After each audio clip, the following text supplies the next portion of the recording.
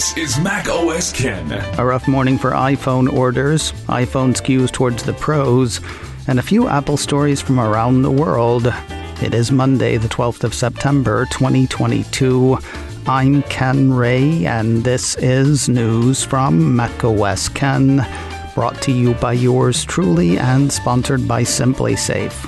Get a free indoor security camera plus 20% off with interactive monitoring at simplysafe.com/macOSKen. This show is also sponsored by BetterHelp Online Therapy. Have you ever spent time going over and over and over a problem you're having, only to have a different person figure out a solution that was staring you right in the face the whole time? Yeah, therapy works kind of like that. A therapist isn't going to solve all of your problems for you, and certainly everything is not going to be solved with one phone call. But we talk to therapists about stuff we don't necessarily talk to other people about. So that problem that's got you down or that's holding you back, that problem with that person that's troubling you, yeah, talking to somebody outside of your head can help solve it. As far as BetterHelp is concerned, for me, the convenience has been huge. They take the difficulty out of finding a therapist and out of switching therapists should the first one you find not be the right fit. You meet online, audio, video, text if that's your thing. Whatever works for you, that is how BetterHelp works. It's convenient, it's accessible, and it's affordable. When you want to be a better problem solver, therapy can get you there. Visit betterhelp.com/macOSKen to get 10% off your first month. That's betterhelp.com/macOSKen. betterhelp.com/macOSKen. And thanks to BetterHelp for sponsoring today's show. If you tried to order a new iPhone as soon as orders opened, your Friday may have had a bumpy start. 9 to 5 Mac recaps a madcap morning of delays and error messages. As usual, Apple's online store went down a few hours before orders were set to begin at 8 a.m. Eastern, 5 a.m. Pacific on Friday. From there, things got unusual. Problems listed by 9 to 5 Mac include Apple Store checkout process throwing up error messages, Apple trade-in features giving error messages, the Apple Store online website redirecting to page not found, the Apple Store app cannot connect to the Apple Store, you must connect to the internet to access the Apple Store, carrier approvals via the Apple Store were not processing correctly and showing error messages. Some users were seeing delivery estimates pushed back after placing their order despite being told they'd get it on launch day.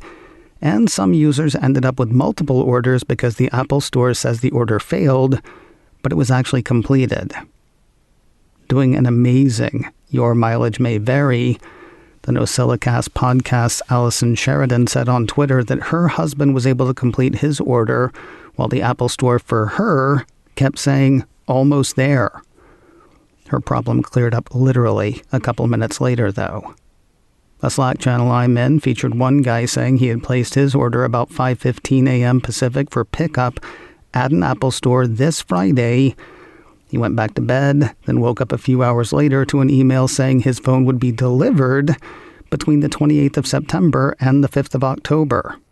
A guy in the same Slack decided to skip the whole first-in-line thing. He placed his order an hour after they started and had no trouble. He'll not be getting his phone this Friday, though. Waiting that hour means he's waiting 2 or 3 weeks for delivery. Meanwhile, Allison Sheridan checked a couple of hours after orders began and found that had she slept in, she'd have been able to order the exact same phone that she ordered at 5 a.m. and pick it up at the Apple Store this Friday. Things appear to have been problematic from a few angles. The 9 to 5 Mac piece says the 3 big U.S. carriers were having issues. The sites for Verizon and AT&T were said to have been glitchy, though T-Mobile fared much worse. An hour into the ordering process, 9 to 5 Mac said the Un-carrier's ordering system had been and remained offline. A piece from Apple Insider said that the carrier was still unable to process orders hours after the carrier's site listed the range as available. It's unclear how many hours, but still not great. Due to high demand, the T-Mobile site said, "We're experiencing some technical challenges completing transactions. Our teams are urgently working this issue. We apologize for the temporary inconvenience." As for what people are or were or are ordering, indications are that early buyers and Apple were focused on the Pro phones. Informally, when I checked Sunday afternoon, 256GB iPhone 14 Pro units showed delivery between the 11th and 18th of October. Bumped that to a 14 Pro Max, and delivery slipped to somewhere between the 18th and 25th of October. Meanwhile, 256GB iPhone 14 units were still showing delivery for this Friday, the 16th of September. iPhone 14 Plus is supposed to start shipping on the 7th of October. Doing my same informal check Sunday afternoon for 256GB models showed the Plus phones shipping on day one. It's not just my informal checks lending weight to the Pro phones.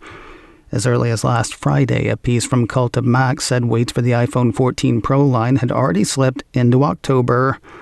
Whether Apple expected such apparently high demand, the Cupertino company seems to have expected demand to skew to the high end.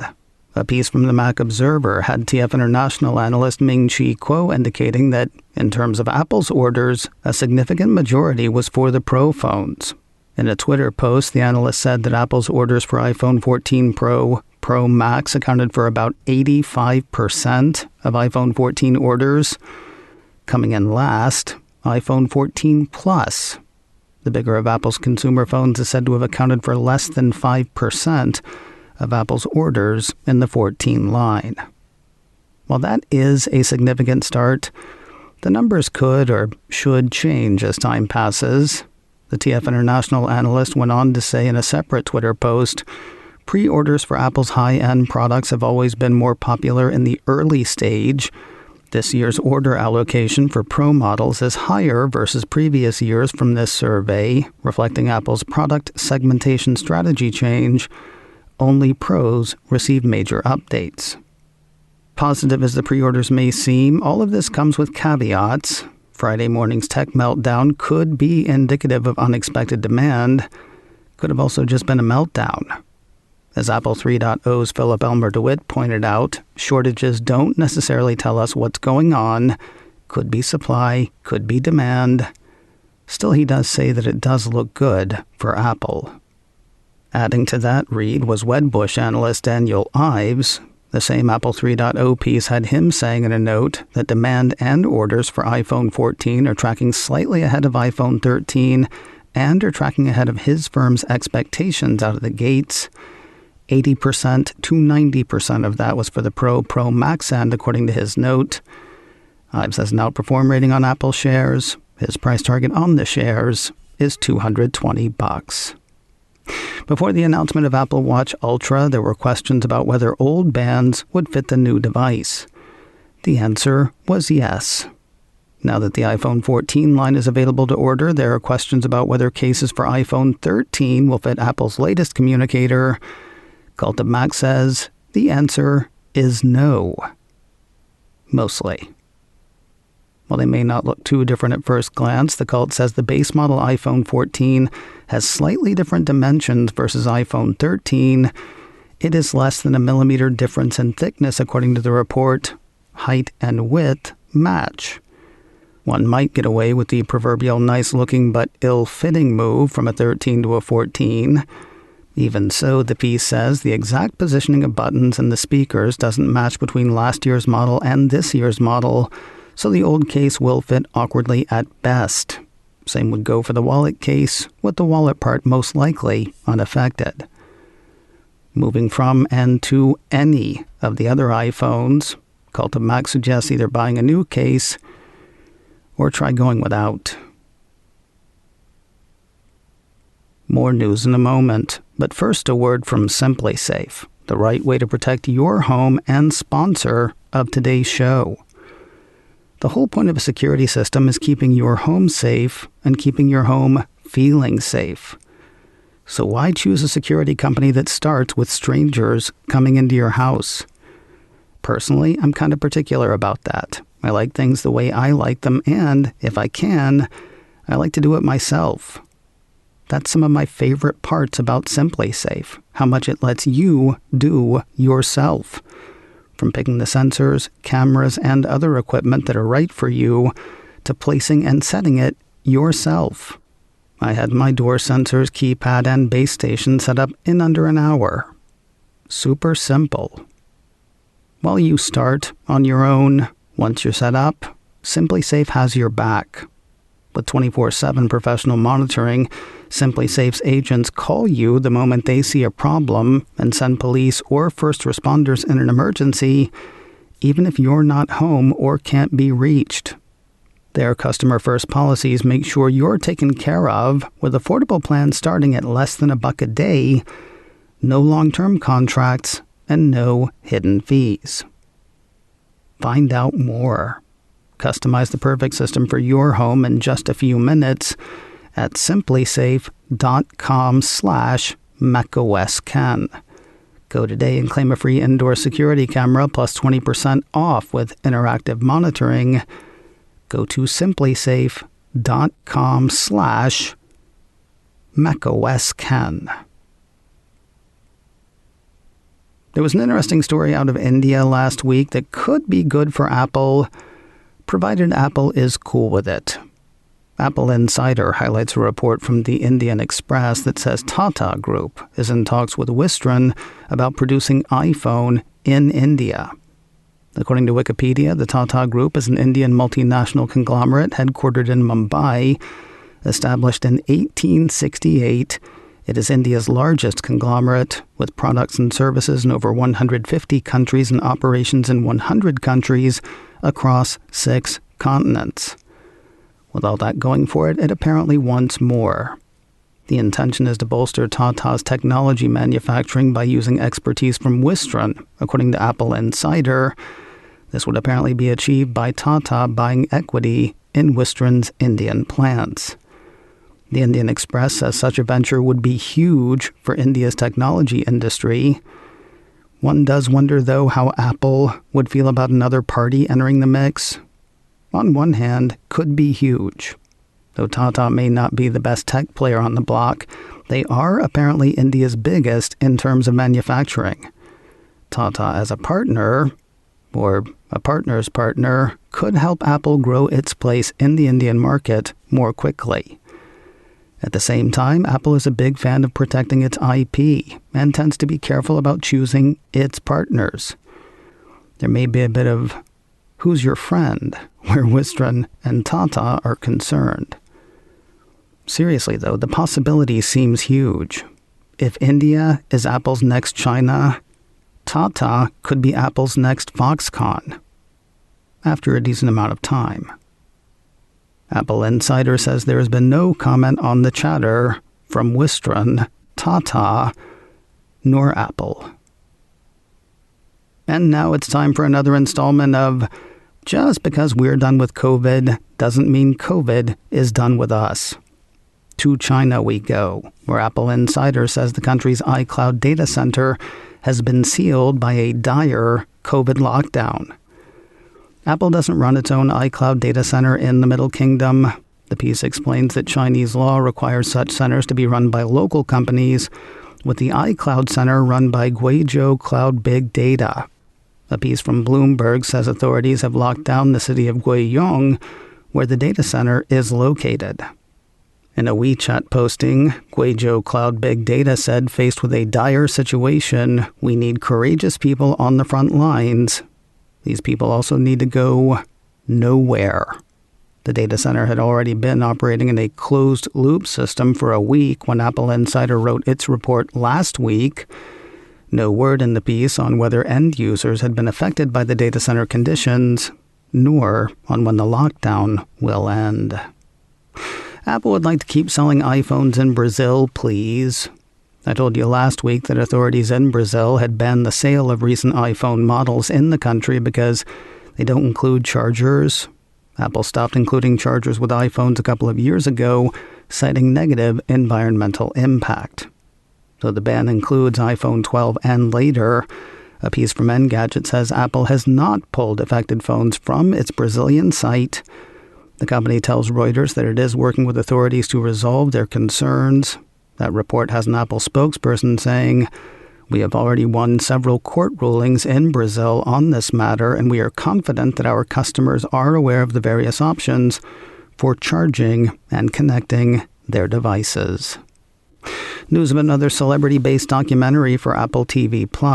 The Cupertino streamer issued a press release late last week announcing the film Selena Gomez, My Mind and Me, about the singer, songwriter, actress, producer, entrepreneur, and activist Selena Gomez. It'll be produced and directed by Alec Kashishian. He directed Madonna, Truth or Dare. While Apple says that was the most successful documentary of its time was 1991. He also directed the Brendan Fraser, Joe Pesci movie With Honors back in 94. Mostly it's been music-centric stuff from the director. No word on a release date for the Gomez documentary. And finally today, shake-up in the Apple TV Plus ranks. Deadline ran a piece late last week announcing the resignation of Chris Van Amberg. That Van Amberg was the head of video marketing for the Cupertino streamer. He is also brother to and former employee of Zach Van Amberg. Zach serves as head of Apple Worldwide Video, along with Jamie Ehrlicht. In his role, Deadline says Chris oversaw creative marketing strategy for Apple TV Plus series and films.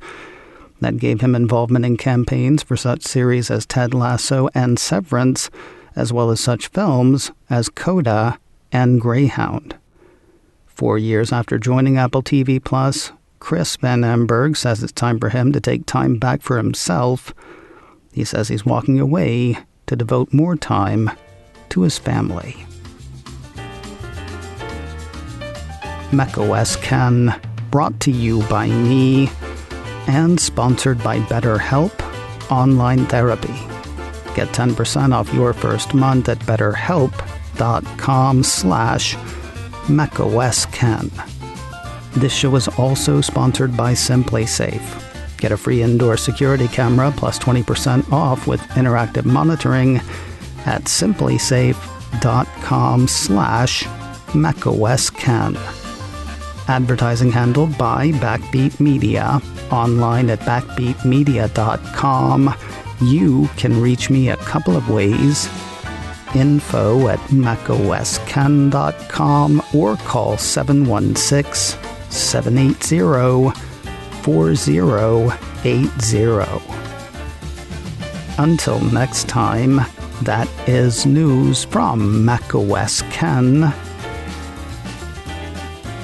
I'm Ken Ray.